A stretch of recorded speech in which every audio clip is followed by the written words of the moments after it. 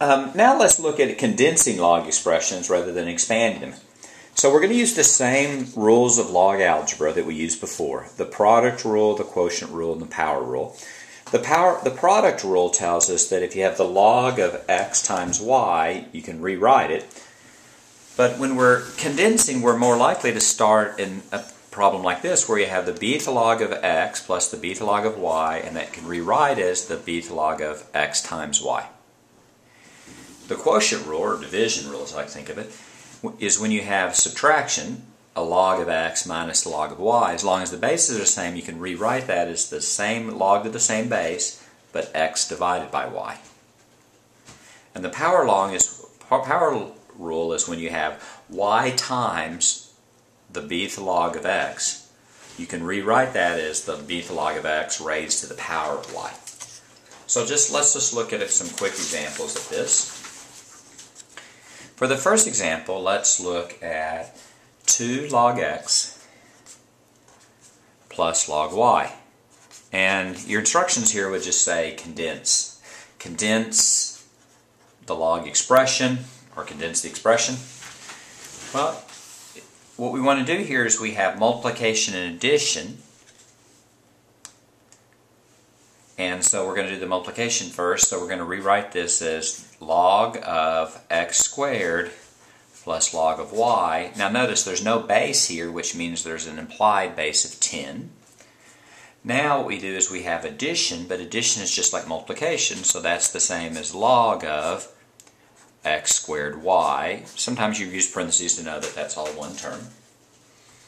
Fairly straightforward example. We just applied 2 rules, the product rule and the power rule. Let's look at another example. Let's condense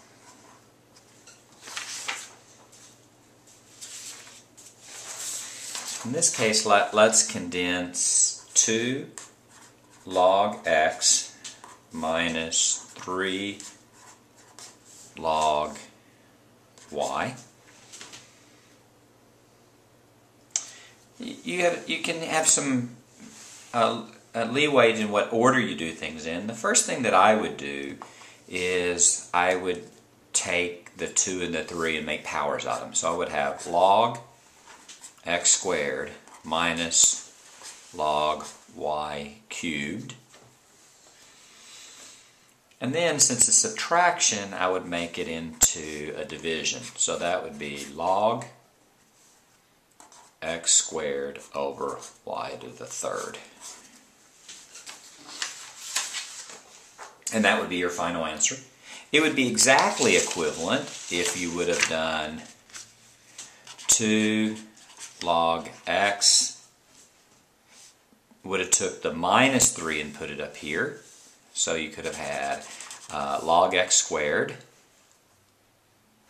plus log y to the minus 3, but the minus 3, and then that multiplies, so you have log x squared y to the minus 3. It's exactly the same.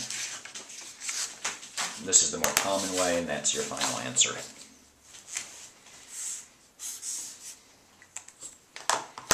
Let's do one more problem. Let's have 2 log x plus 3 plus log x minus 1/2 log y. Now if you notice I don't have any bases here. I could. If this was log base 7, it would be the same. If there's no base at all, it's assumed to be log base 10. Now in this problem, this is a power, so I'm going to rewrite that. That's the 7th log of x plus 3 squared plus log x minus log y to the 1/2. Now addition is multiplication and subtraction is going to be division. So in the next step I have log 7 x plus 3 squared times x over y to the 1/2. You could rewrite that as the square root of y or y to the 1/2 depending on what your preference is. This is actually your answer. You might want to put a big bracket around, no, but actually x plus 3 squared times x, we can simplify more. X plus 3 squared is x plus 3 times x plus 3, so that's x squared plus 6x plus 9. And then you're going to multiply that by x, you distribute the x, so you get x cubed plus 6x squared plus 9x. And then your final answer is log 7 x cubed plus 6x squared plus 9x divided by the square root of y. And that's your final answer. Let's put a big red box around it. One caveat here we want to be very careful of is that if we have the third log of x plus 6, you can't simplify that. Look at the difference. If you have the third log of 7y, then that's the third log of 7 plus the third log of y.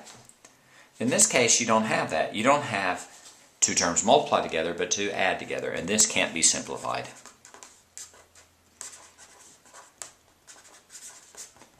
Anyway, there's 3 examples and a warning about condensing log expressions, and now we're done.